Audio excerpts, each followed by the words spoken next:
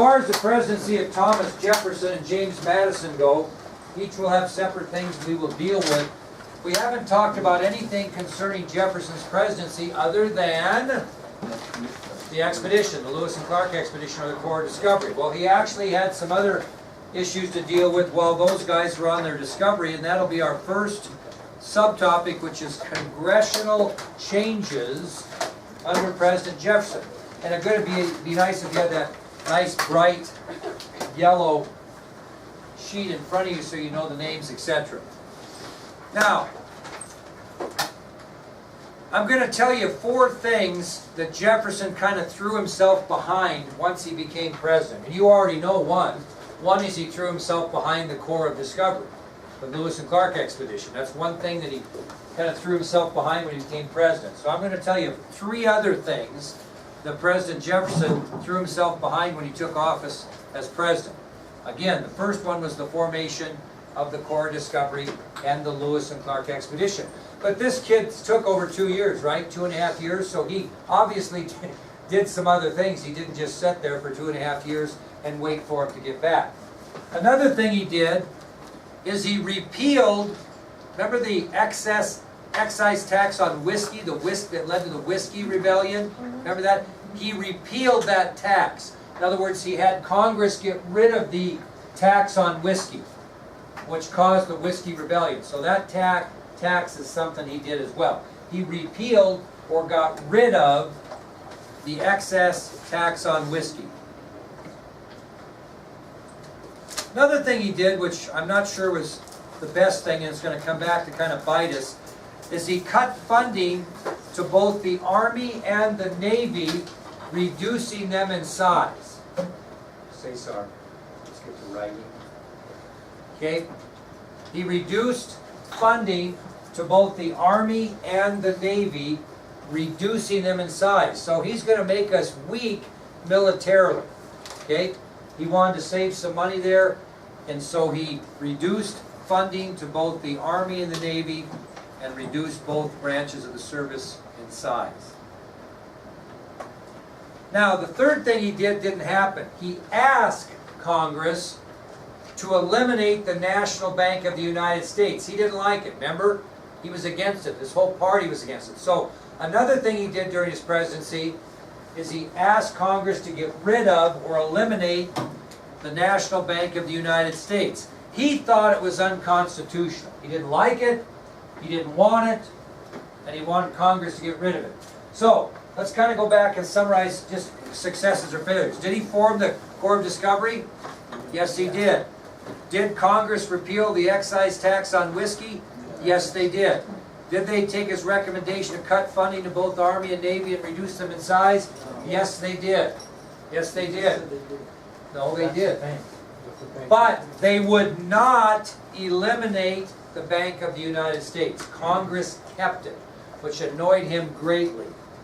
So even though he got most of what he wanted, the formation of the Corps of Discovery, the repeal of the excise tax on whiskey, the lack of funding or the cut of funding in the Army and Navy and reduce them in size, when he asked Congress to eliminate the National Bank of the United States, something he thought to be unconstitutional, they said no. So he's going to have to live with that. What else might irritate him? You got to really think about this. I want to really test you. When we talked about the stuff before the Lewis and Clark expedition, what happened at midnight during... Well, think about though. What happened at midnight? 16 federal judges were appointed to courts across the United States, all Federalist. And what's Jefferson? Republican. So those appointments really annoyed him. So another thing that he did is he tried to block all of these midnight appointments that Adams had appointed just before he went out of office. He wanted to block them. He thought that was horrible. He was annoyed by it, didn't think it was right, and he was going to do everything he could to make sure that those 16 judges that were appointed by Adams at midnight could not take office. That was his big goal. And that's kind of what we're going to concentrate on now. Now, you remember when we talked about the election of 1800, not only did the Republicans win the White House, but they also won control of Congress, right? So you have a Republican president and a Republican-controlled Congress in 1800. The only power the Federalists had were what? Only power they had were these 16 judges that were appointed. And Jefferson was bound and determined that he was going to get rid of them because they annoyed him immensely. Now, we'll kind of have to think about this and try to bear with me on this. It's a little confusing, but I think I can get it through to you.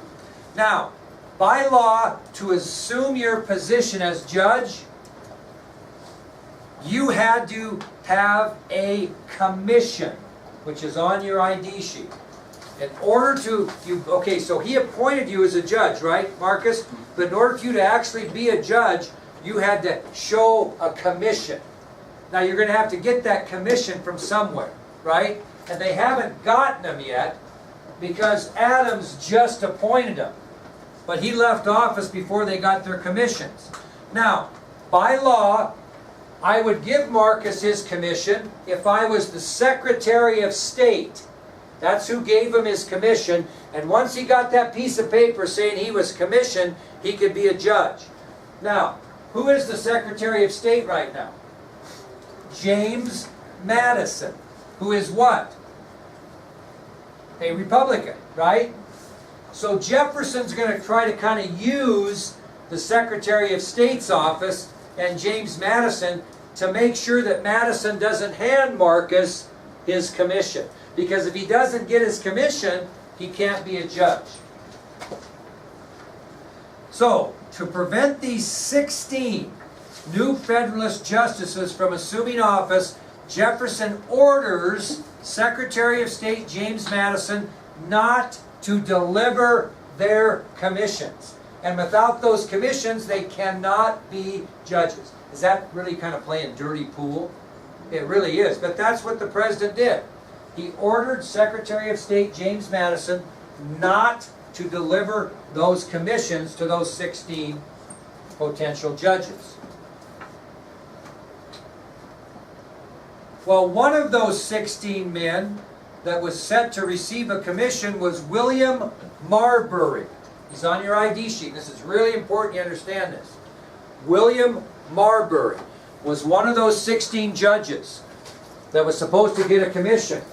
Okay, William Marbury was one of those 16 federal judges that was supposed to get a commission.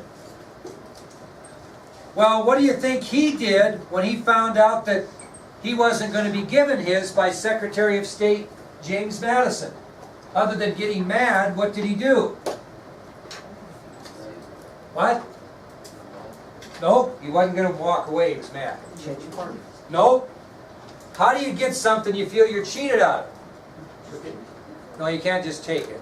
You got to get it in a certain manner. If you think you're wrong. So, Hanford, what'd you say? He's that boy, sued him. Okay, he sued him. He took him to court. He took him to court saying, hey, this is not right.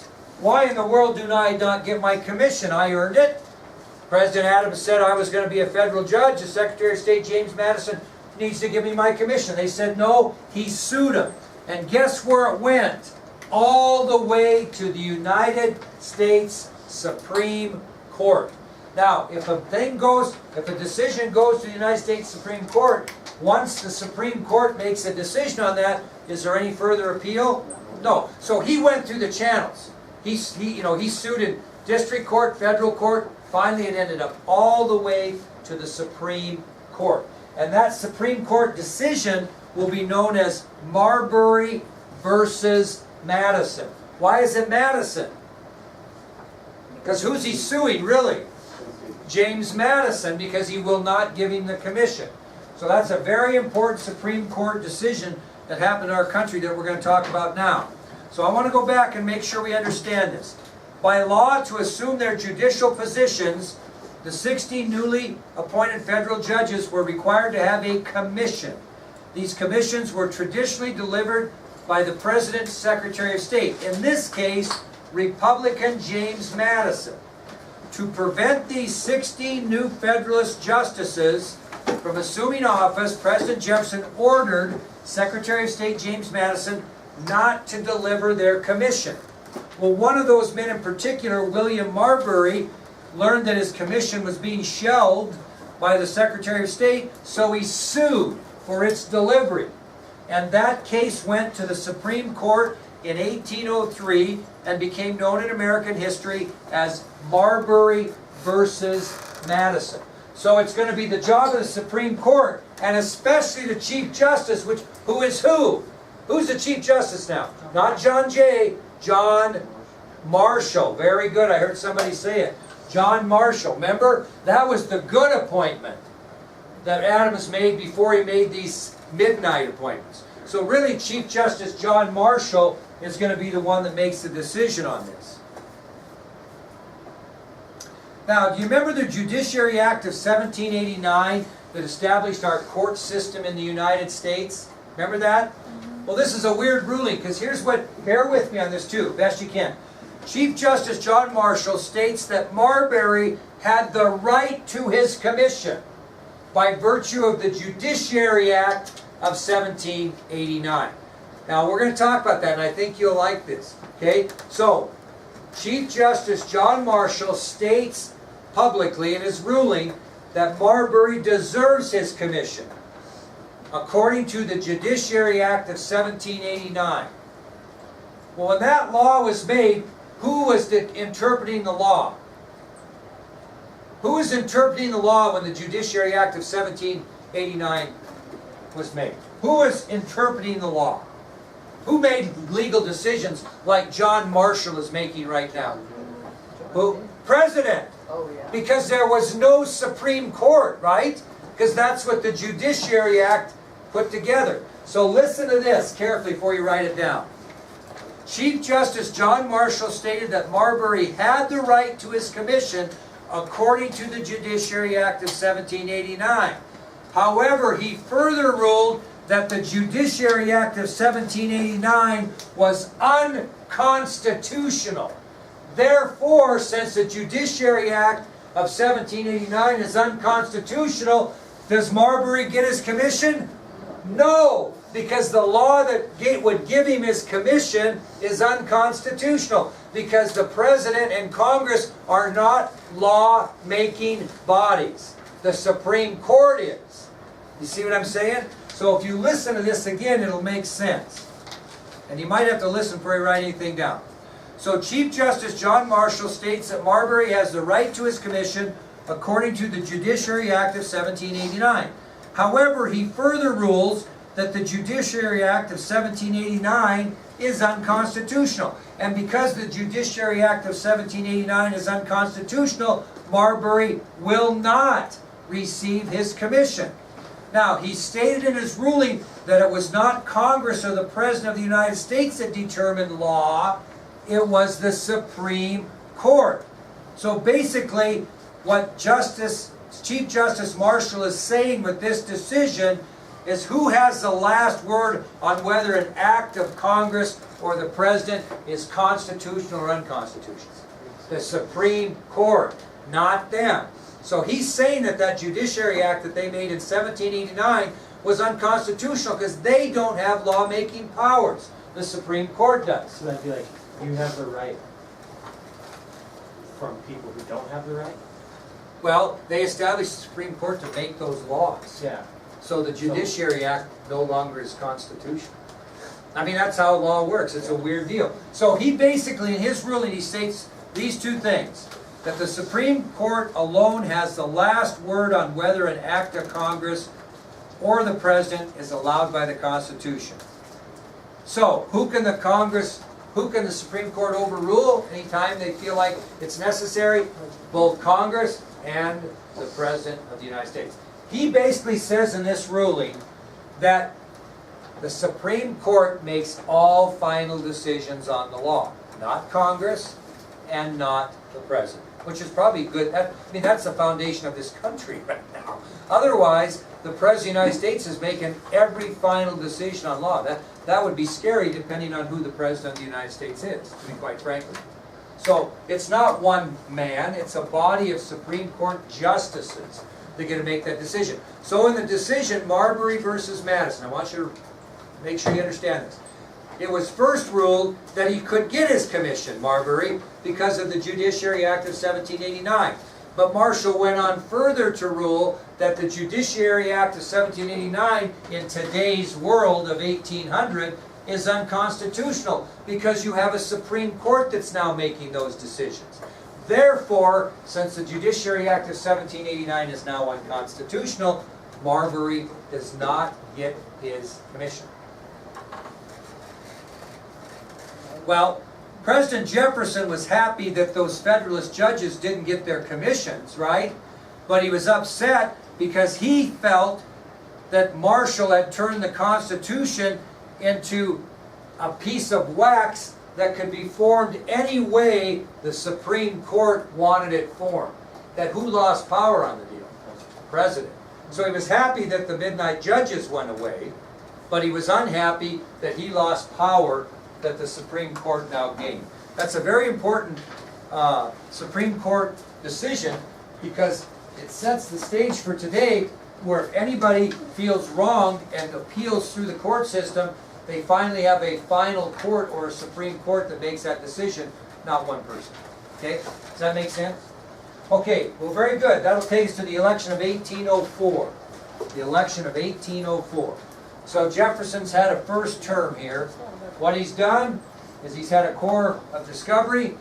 He's repealed the excise tax on whiskey. He's lightened the load of the military by reducing them in size and funding. He still has that National Bank of the United States to deal with, but he got rid of the 16 federal judges and he lost power.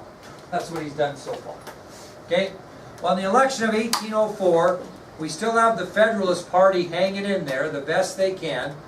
And they nominate a guy by the name of Charles Pinckney, who we've talked about before, but I did put it back on your ID sheet, for president, and Rufus King for vice president. So that'll be the Federalist candidates in 1804. Charles Pinckney for president, and Rufus King for vice president.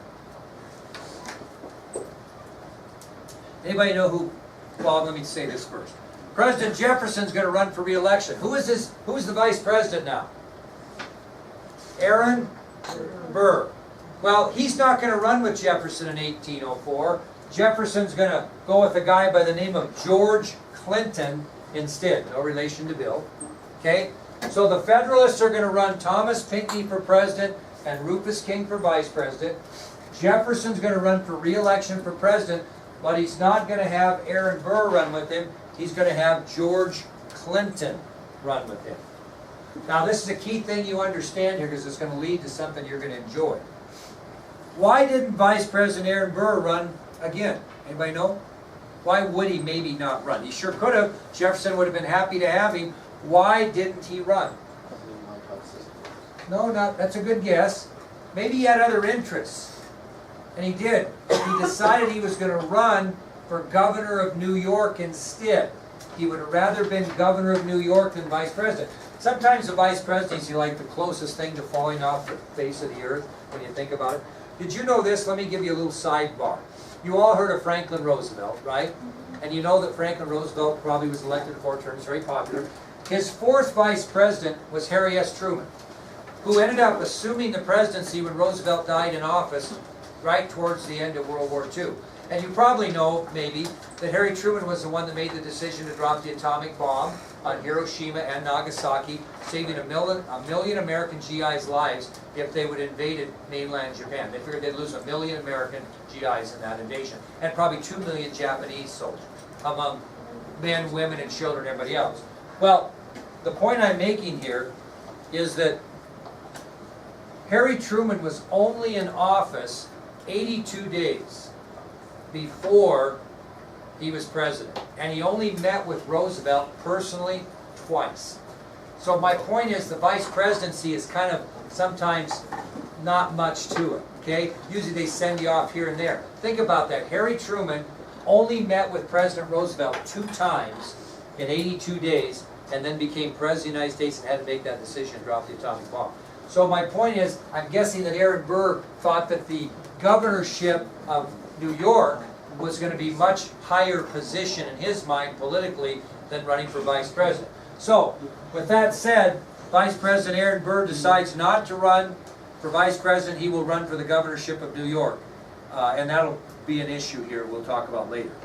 Well, President Jefferson and George Clinton win a sweeping victory over the Federalists. It was just horrible. 162 electoral votes to 14. 162 to 14. It wasn't even close. The Federalist Party just kind of empty. I mean, they're just not getting her done. We'll talk about that later as well. So, President Jefferson and George Clinton beat Charles Pinckney and Rufus King horribly. 162 electoral votes to 14.